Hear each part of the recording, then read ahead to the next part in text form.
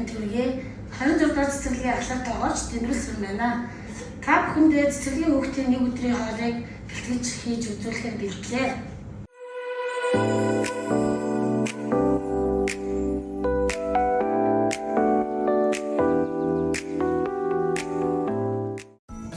грамм буцсан усан дээрээ урьдчилж угааж бэлтгэсэн овёсоо хийгээд зөөлөн хутгаж 5-10 минут буцалгана. Дээрээс нь сүү, цэцгийн тос, элсэн чихрээ нэмээд 3-5 минут дахин буцалгана. Ийхүү овёстой сүүн шүл маань бэлэн боллоо. Овёс нь уургаар баялаг, эслэг өндөртэй бүтээгдэхүүн учраас хүүхдүүдийн гидсний гөрүүлзэх хөдөлгөөнийг сайжруулж, өтгөн хаталтаас сэргийлэх онцгой ач тустай.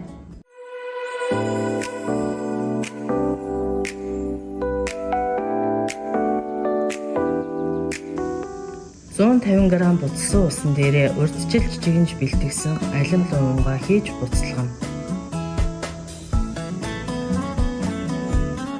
Үүний дараа элсэн чихрээ нэмээд 2-3 минут зөөлөн гал дээр дахин буцалгана. Буцсан жимсээ миксердэж шүүс маань бэлэн боллоо.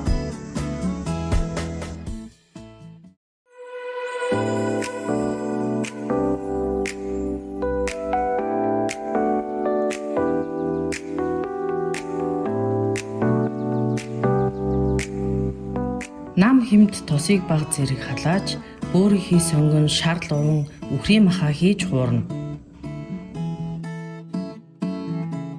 Үүний дараа төмс давс усыг хийж 10-15 минут зөөлөн гал дээр буцалгана. Буцалж буй шүлэн дээрээ далайн байцаа болон байцаагаа нэмж 5-7 минут буцалгасны дараа шүл маань бэлэн боллоо. Далайн байцаа нь йодоор баялаг учраас хүүхдүүдийг йодын дутагдлаас сэргийлэх ач тустай.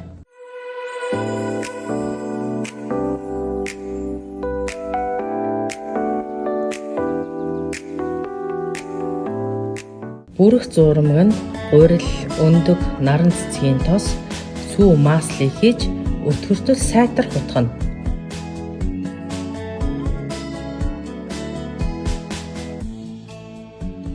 Бэлэн болсон зурмагнда урьдчилж чанаж бэлтгэсэн үхрийн гүзээгээ хийж үрсний дараа халуун тосонд шаргал өнгөтэй болтол сайтар шарна.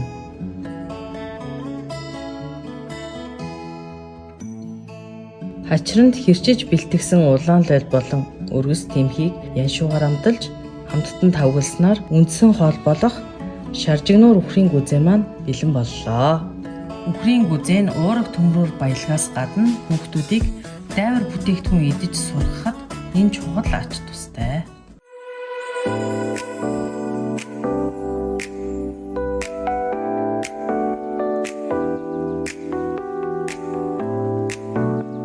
Кексний зурмагнд гурил, эсгэгч, үзэм сүүг хийж зуурсны дараа 10-15 минут амраана. Бэлэн болсон зурмагаа 170-190 хэм талсан шарах шүүгэнд хийж чигэнсний дараа кекс маань бэлэн болно.